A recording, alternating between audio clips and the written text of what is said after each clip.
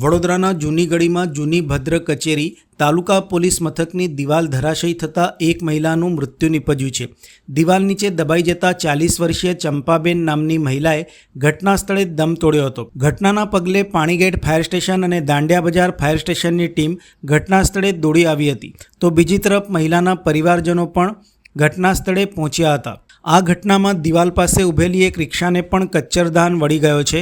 Police દ્વારા મહિલાના મૃતદેહને એસએસજી હોસ્પિટલ ખાતે ખસેડવામાં આવ્યો છે. 100 ફૂટ જેટલી દિવાલ ધરાશયી થઈ છે.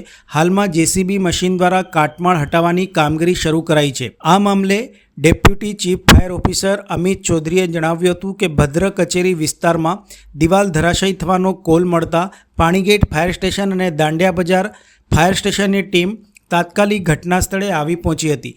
તરત જ 10 થી 12 જેટલા કર્મચારીઓ અને અધિકારીઓ સ્થળ ઉપર પહોંચી જઈને રેસ્ક્યુની કામગીરી શરૂ કરી હતી અને મહિલાના મૃતદેહને કાટમાળ નીચેથી બહાર કાઢ્યો હતો. મૃતક ચંપાબેનની માતા રેવાબેને જણાવ્યું હતું કે 6 થી 7 વર્ષથી અહીંયા તે આસપાસ બેસી રહેતા હતા.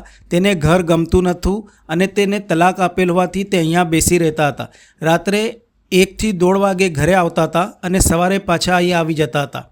આ મામલે ડીસીપી એન્ડ્રુ મેકવાને જણાવ્યું હતું કે ગ્રામ્ય તાલુકા પોલીસ કચેરી પાસે દિવાલ પડવાની ઘટના બની છે, જેમાં એક મહિલાનું મૃત્યુ નિપજ્યું છે. આ મામલે આગળની કાર્યવાહી શરૂ કરવામાં આવી છે.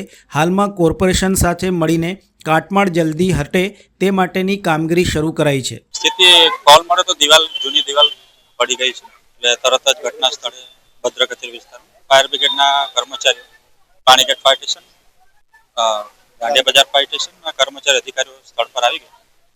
આ દિવાલ જે પડી છે એના નીચે એક મહિલા દબાઈ હતી એવો સમાચાર મળતા ફાયર બ્રિગેડે બહાર કાઢ્યા છે. મહિલા સિવાય અન્ય કોઈ ખાલી દિવાલ અને એક રિક્ષા સાધારણ